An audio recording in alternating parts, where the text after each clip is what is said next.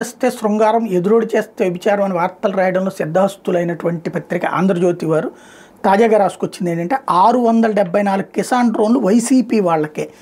ఏంటంటే ఒక ఏడాదిన్నర క్రితం ఈ కిసాన్ డ్రోన్లకు సంబంధించి లబ్ధిదారుల్ని ఎంపిక చేశారు. ట్రైనింగ్లు ఇవ్వడం ఇవన్నీ పూర్తయింది. వాళ్ళకి డ్రోన్స్ ఇవ్వాలి.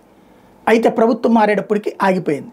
అగ్రికల్చర్ ఇది డ్రోన్స్కి సంబంధించి కేంద్ర ప్రభుత్వంతో ఒప్పందం అయి ఉన్నటువంటి అంశం కాబట్టి కేంద్ర ప్రభుత్వపు ఆదేశాల మేరకు జరిగేటటువంటి అంశం కాబట్టి డ్రోన్స్ ఇస్తున్నారు.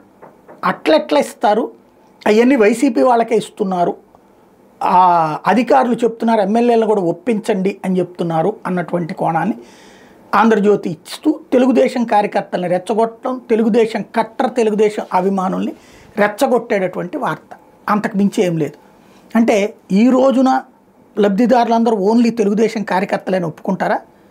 అది జెన్యూన్ జర్నలిజమా? అలాంటిది జర్నలిజం చెయ్యొచ్చా? లబ్ధిదారు అనేటటువంటి వాడు సహజంగా సాధారణ ప్రజలై ఉండాలి.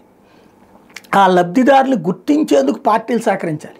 మేబీ వాళ్ళకు కూడా పార్టీ ఎఫిలియేషనో లేకపోతే పార్టీ అభిమానమో ఉంటే ఉండొచ్చు, కాదనడానికి ఏం లేదు. ప్రతి ఒక్కడు ఏదో ఒక పార్టీ కొట్టేసేటప్పుడు ఆ పార్టీ లాయలిస్ట్ అయిపోడు కదా.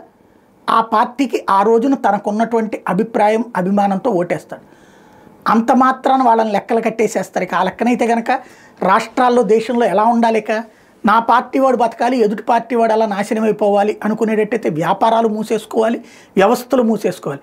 వ్యవస్థల్ని బాగు చేయడానికి ఉండాల్సినటువంటి మీడియా ఆ వ్యవస్థల చిన్నాభిన్నానికి ప్రజల్ని రెచ్చగొట్టుతూ కులాల వారీగా, మతాల వారీగా, పార్టీల వారీగా, ప్రాంతాల వారీగా రెచ్చగొట్టుకోవడం అన్నటువంటిది పెరిగి పెద్దదవుతోంది ఆంధ్రాలో.